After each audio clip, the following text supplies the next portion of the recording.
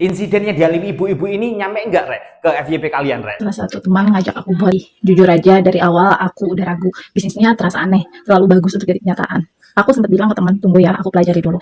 Tapi setelah seminggu, aku lihat banyak banget teman-teman onlineku, bahkan yang udah aku kenal 10 tahun lalu pada ikut juga. Aku mulai mikir, masa sih mereka aja berani, aku enggak. Akhirnya, aku ikut paket ketiga dengan harga join 2.700.000. Setelah itu, aku mulai promosi story WhatsApp dan Facebook. Aku isi terus. Ada beberapa yang join juga lewat aku. Baru 4 hari promosi di aplikasinya udah muncul saldo 18 juta. Aku pikir, wow, cepet juga ya. Rencana mau tarik 10 juta hari Rabu, tapi tiba-tiba muncul info penarikan ditunda sampai minggu depan. Masih ada harapan, aku tunggu. Sampai akhirnya hari H yang ditunggu datang. Tapi bukan yang bisa narik dana, malah disuruh deposit 810.000. Biar bisa aktif narik dana. Di situ aku langsung sadar, ini udah gak beres. Masa mau ambil uang sendiri aja harus store dulu. Dan ternyata benar, aplikasinya scam. Ayo kita ambil pelajaran bersama, yuk. Ini masih ada yang tertipu aplikasi-aplikasi scamming gitu kan, dengan tawaran-tawaran surga, dengan cara-cara yang instan, sulit. Ayolah, nyari yang jelas-jelas saja, yang kiranya mengeluarkan keringat, pikiran, ataupun mengeluarkan segala daya pikir kita. Oke? Karena yang model-model seperti ini gampang terpengaruh, gampang terprovokasi. Khususnya menggunakan cara-cara orang-orang terdekat, termasuk keluarga, bapak ibunya, tetangga, bahkan teman-teman dekatnya. Itu yang sering kali terjadi. Agar apa? Membangun rasa kepercayaannya. Kita sangat sadar banget secara pribadi. Sebenarnya kita tetap sadar kalau model-model ajakan seperti itu ya indikatornya kebanyakan scamming kan, itu kan kebanyakan penipuan, kebanyakan ilegal kan gitu kan. Tapi kalau hal itu dilakukan oleh teman-teman dekat kita, keluarga-keluarga kita, itu kadang kita masih pikir balik gitu kan. Enak ya dipikir-pikir kan, malam-malam gitu kan, ataupun saat keadaan yang tak normal itu kan, apalagi di persoalan bab ekonomi ingin membutuhkan uang secara cepat itu kan, masuk banget itu. Ayo gimana caranya kita sebagai dasar lah peringatan dan juga antisipasi bagi kita sendiri, termasuk saya sendiri. Banyak kasus-kasus yang saya tangani terkait dengan model-model seperti ini.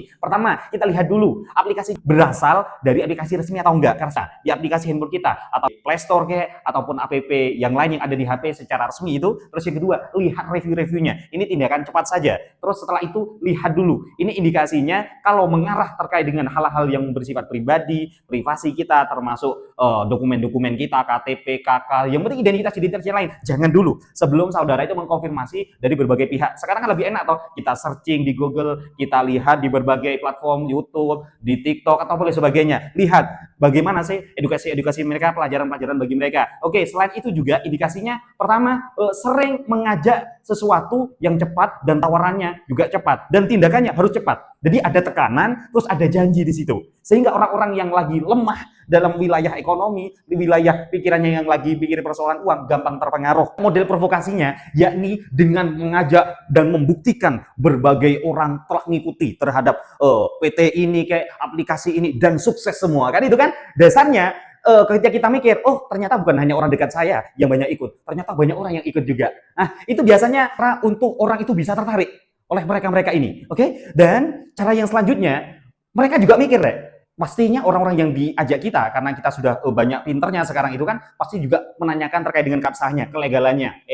Ingat, banyak oknum-oknum aplikasi-aplikasi itu tanpa didaftarkan secara resmi, baik itu aplikasi tentang keuangan di OJK, ataupun aplikasi-aplikasi yang lain yang didaftarkan ke Kominfo dan sebagainya itu ilegal semua, Rek.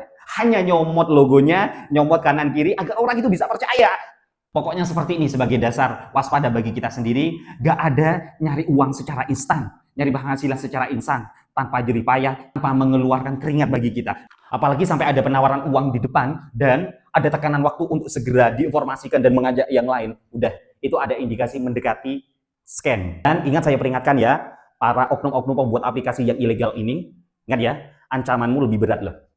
Bisa kena pasal penipuan, pencucian uang, ITE juga. Bisa-bisa kena rapel kau pasal. Kena rapel kau. Sebagai pegangan bagi kita saja sudah. Nggak ada dapat uang, dapat penghasilan itu secara instan. Ataupun memanfaatkan orang lain. Meskipun ada, itu kita sebagai seorang muslim nggak barokah. Udah nyari yang jelas-jelas saja. Kalau punya uang lebih baik dibuat usaha saja. Meskipun usaha itu kecil-kecilan, tapi itu barokah. Itu yang beberapa kasus yang tak tangani, termasuk yang per hari ini yang lagi viral-viralnya, dan juga yang lagi banyak orang kok masih terpengaruh dengan model-model scamming seperti ini. Oke ya? Jadi pelajaran hati-hati dan hati-hati.